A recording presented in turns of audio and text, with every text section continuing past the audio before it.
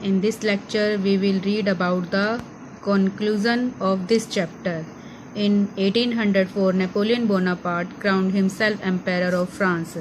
He set out to conquer neighboring European countries, dispossessing dynasties and creating kingdoms where he placed member of his family. 1804 में Napoleon Bonaparte जो हैं उन्होंने अपने आप को France का एम्पायर घोषित कर दिया. He set out to conquer neighbouring, उसने यूरोपियन कंट्रीज़ के आसपास की जो नेबरिंग कंट्रीज़ थी उनको अपने अंडर कंट्रोल कर लिया. Dispossessing dynasties and creating kingdoms where he place member of his family, और जो उसके जीते हुए किंगडम्स थे जहां उसने अपना अधिकार स्टैब्लिश कर लिया था उन कंट्रीज़ में उनके हेड के रूप में उसने अपने फैमिली मेंबर्स को अपॉइंट कर दिया. Napoleon saw his role as a moderniser of Europe. Napoleon को जो है यूरोप के एक आधुनिककर्ता के रूप में देखा गया कि जो वो है उसने यूरोप को का आधुनिकीकरण किया. मतलब यूरोप के अंदर कुछ new inventions, new ideas, new way adopt किए. He introduce many law such as the protection of private property. जो नेपोलियन बोनापार्ट था उसने प्राइवेट प्रॉपर्टी को लेकर एक जो है लॉ कानून बनाया जो कि लोगों की प्राइवेट प्रॉपर्टी की मतलब सुरक्षा प्रोटेक्शन करता था. And a uniform system of weights, और किसी भी चीज़ को मेज़र करने का जो वेट मेजरिंग का जो एक वेट सिस्टम है उसको भी एक मतलब यूनिफॉर्म पूरे देश के अंदर एक ही वेट का सिस्टम फॉलो किया जाए, इस तरह का उसने सिस्टम, और डेसिमल सिस्टम को भी उसने स्टार्ट किया. Initially many saw Napoleon as a liberator who would bring freedom for the people. बहुत स्टार्टिंग में तो बहुत से लोगों को लगा कि जो नेपोलियन है वो एक लिबरेटर है, मतलब लोगों को फ्रीडम दिलाने के फेवर में है और वो लोगों को फ्रीडम दिलाएगा.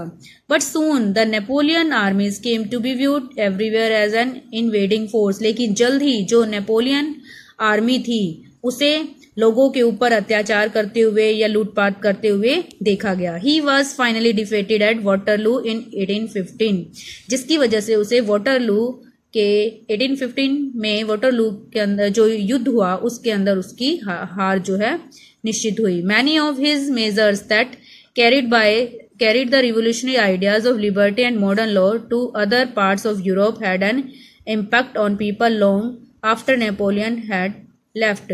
मतलब नेपोलियन के बाद जो लिबर्टी और मॉडर्न लॉ थे, रिवोल्यूशनरीज आइडिया जो थे, क्रांतिकारी जो थे, उनके जो आदर्श थे जैसे लिबर्टी या मॉडर्न लॉ, पूरे यूरोप में उनका इफेक्ट पड़ा नेपोलियन के बाद भी. The ideas of liberty and democratic rights were the most important legacy of the French revolution. जो भी आइडिया थे लिबर्टी से रिलेटेड हो या डेमोक्रेटिक राइट से रिलेटेड हो, वो सभी फ्रेंच रिवॉल्यूशन की विरासत है. मतलब फ्रेंच रिवॉल्यूशन की वजह से ही हमें ये आइडिया, मतलब ये जो आदर्श या इस तरह के जो आइडियाज हैं हमें मिले. These spread from France to the rest of Europe during the 19th century. धीरे धीरे ये आइडिया जो थे लिबर्टी और डेमोक्रेटिक जैसे आइडिया फ्रांस के साथ साथ जो अनदर यूरोपियन कंट्रीज थी उनमें भी पहुंच गए. Where feudal system were abolished, मतलब जहां पर फ्यूडल जमींदारी प्रथा थी, इन सभी फ्रांस के इन लिबर्टी और डेमोक्रेटिक आइडियाज की वजह से इसको भी फिनिश कर दिया गया. Colonised people rework the idea of freedom from bondage into their movements to create a sovereign nation state. अब जो कॉलोनीज पीपल थे, मतलब जो किसी अनदर पावरफुल कंट्री के अंदर कुछ कॉलोनीज थी, वहां के लोगों को भी फ्रेंच रिवॉल्यूशन की वजह से फ्रीडम जैसे आइडिया उन्हें मिले, जिसकी वजह से उन्होंने अपनी कंट्री के अंदर मूवमेंट आंदोलन स्टार्ट कर दिए ताकि वो भी अपने नेशन, अपने राष्ट्र के लिए जो है वहाँ के लोगों के राइट्स के लिए आवाज़ उठा सकें और वहाँ की जो सवियन गवर्नमेंट हो वो लोगों के द्वारा ही चूज की जाए. Tipu Sultan and Raja Ram Mohan Roy are two example of individual who responded to the ideas coming from revolutionary France. Raja Ram Mohan Roy और टीपू सुल्तान जो है 2 ऐसे व्यक्ति हुए जिन्होंने जो फ्रांस की रिवॉल्यूशन के बाद जो आइडिया सामने आए उन सभी पर वर्क किया और वो उनसे मोटिवेट हुए।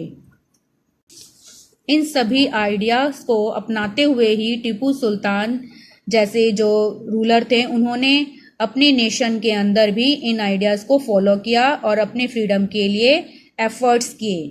Thank you, have a nice day. This lesson is completed.